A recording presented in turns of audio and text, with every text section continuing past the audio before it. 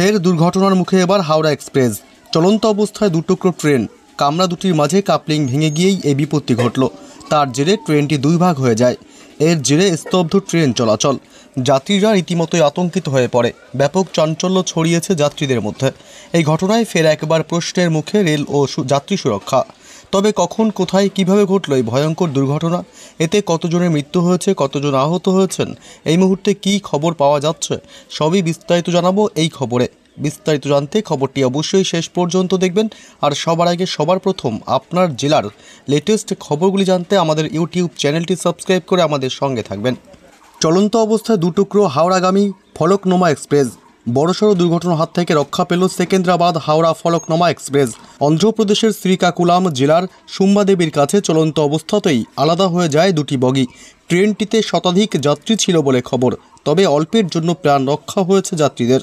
কিন্তু এর জেরে প্রায় 2 ঘন্টা ওই লাইনে ট্রেন চলাচল ব্যাহত হয়। এই ঘটনায় ফের একবার প্রশ্নের মুখে রেল ও যাত্রী সুরক্ষা। জানা গিয়েছে, সকালে এই দুর্ঘটনাটি ঘটে। হায়দ্রাবাদ থেকে হাওড়া আসছিল ফলকনোমা এক্সপ্রেস। শ্রীকাকুলামের পালাসার গ্রামের কাছে আসতেই ট্রাকের মাঝে 2 এসি কামরা আলাদা হয়ে যায়। প্রাথমিকভাবে খবর, কামরা দুটির মাঝে কাপলিং ভেঙে গিয়েই এই বিপত্তি ঘটে।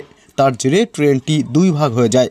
কিছু কামরা ইঞ্জিনের সঙ্গে সামনের দিকে এগিয়ে যায়, আর শেষের দিকে কামরাগুলো আলাদা হয়ে লাইনের পিছনের দিকে সরে যায়। বড়সড় কিছু একটা ঘটেছে বুঝতে পেরে চালক ট্রেন থামিয়ে দেন। ট্রেনের ভেতরে যাত্রীরা আতঙ্কিত হয়ে পড়েন। হুড়োহুড়ি শুরু হয়ে যায়। দুর্ঘটনার খবর পেয়ে দ্রুত ঘটনাস্থলে ছুটে আসেন রেলের ইঞ্জিনিয়ার এবং অন্যান্য আধিকারিকরা।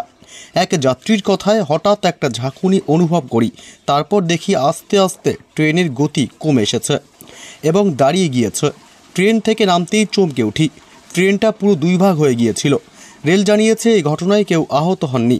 খবর পাওয়ার মাত্রই দ্রুত ঘটনাস্থলে চলে যান রেলের আধিকারিক এবং ইঞ্জিনিয়াররা। মেরামতির পর আবার ট্রেনটিকে রওনা করিয়ে দেওয়া হয়েছে গন্তব্যে।